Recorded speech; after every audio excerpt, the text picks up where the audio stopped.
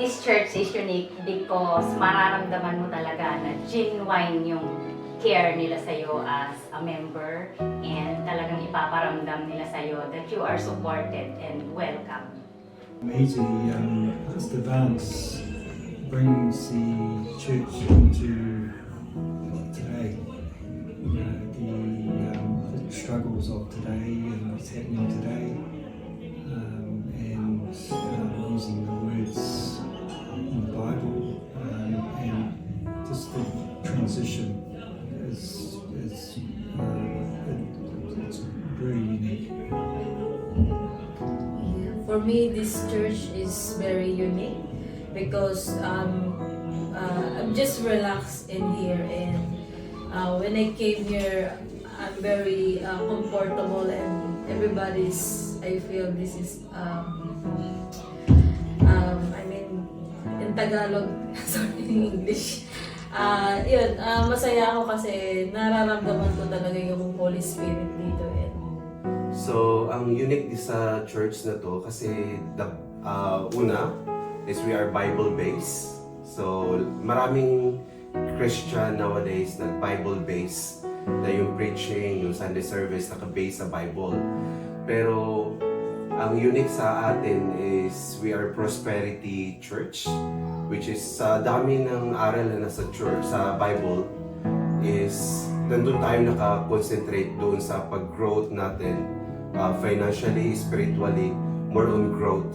So, ang daming doon na kung nandun ka ba nakapokus ka ba sa law, sa law of Moses na napaka-strict, or nakapokus ka ba doon sa growth mo as a person, financially, sa family mo, sa relationship, sa health mo. So, we are more on growth.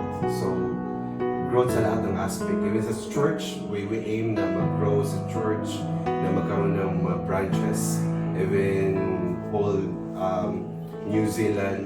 Then, tayo rin sa person na magamit yung maging channel tayo ng blessing ng iba na magkaroon tayo ng finances or ganun capacity financially na ma-share natin, na magamit natin to serve God more, lahat naman nagpa-function through finances.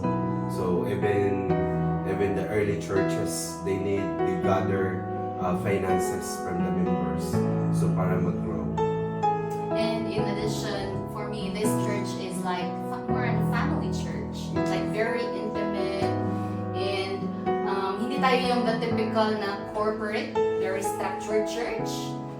We are more on, we're not pretty much based on just program, but we are led by the Holy Spirit. And we are not judgmental. So every new faces pa talagang sinisabor namin na parang binavalue namin na napaka-importante ng bawat soul na pumupunta. Na kahit ano pa, minsan nga homeless, hindi namin ginajudge, na minamahal namin. Then, ayun, gusto namin mag-grow together. So, ayun, so kahit ano pa man yung background po ninyo, so if you're looking for a church, so you're welcome po. The things, the church that make unique because they are loving person, and I've been going to church for so many churches.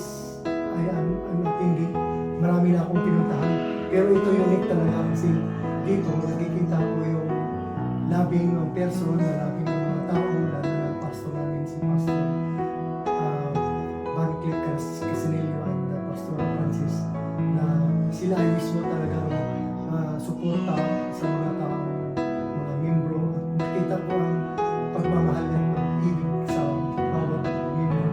At nakikita ko rin dito na unique ang church nito dahil nagtutulungan ang may pagmamahalan sa mga kasal.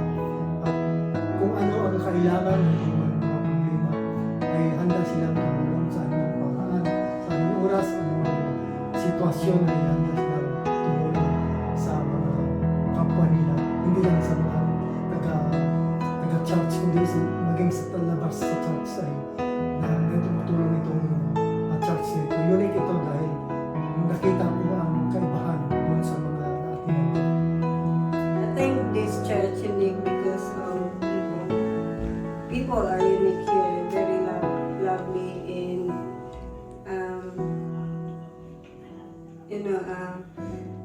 pagmahal. Different. It's unique. It's unique atmosphere. You know, you can feel comfort here. And then if someone is low, they encourage you and help you spiritually, help to lift you up. You can feel the family here.